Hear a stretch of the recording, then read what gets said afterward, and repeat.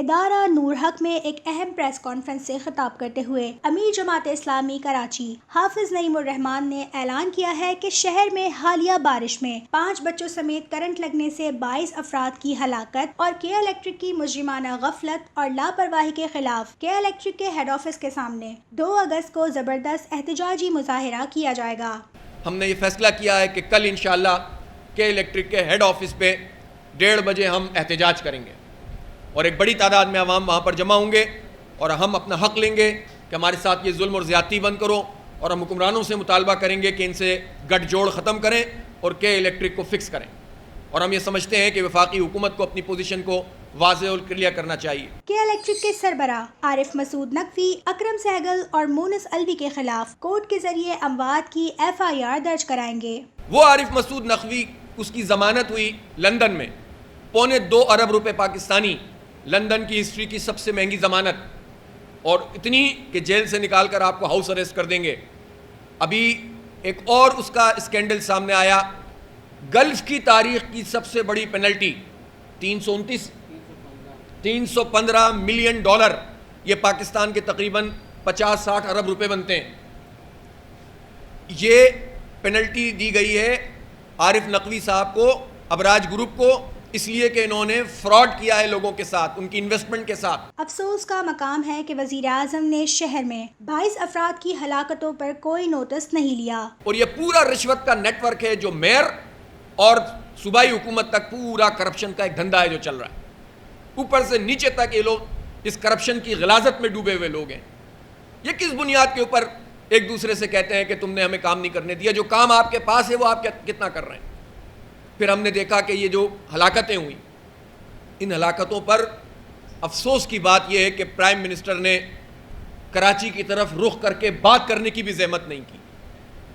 میں حیران ہوتا ہوں کہ یہ شہر کراچی کیا پاکستان کا شہر نہیں ہے؟ کے الیکٹرک کے حوالے سے وفاقی حکومت اپنی پوزیشن واضح کرے۔ شہر میں نیپرا حکومت اور کے الیکٹرک کے درمیان ثالثی کا کردار ادا کر رہا ہے۔ ہم جانتے ہیں کہ کے الیکٹرک کا معاملہ بڑا نازک ہے ان پارٹیوں کے لیے۔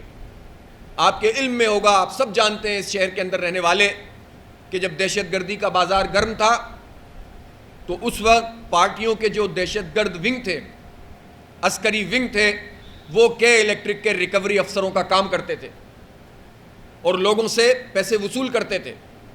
پھر جب یہ آپریشن ہوا اور قدر امن قائم ہوا تو اس کے بعد بھی انہوں نے ان پارٹیوں میں اپنی روٹس بنائے ہوئے ہیں۔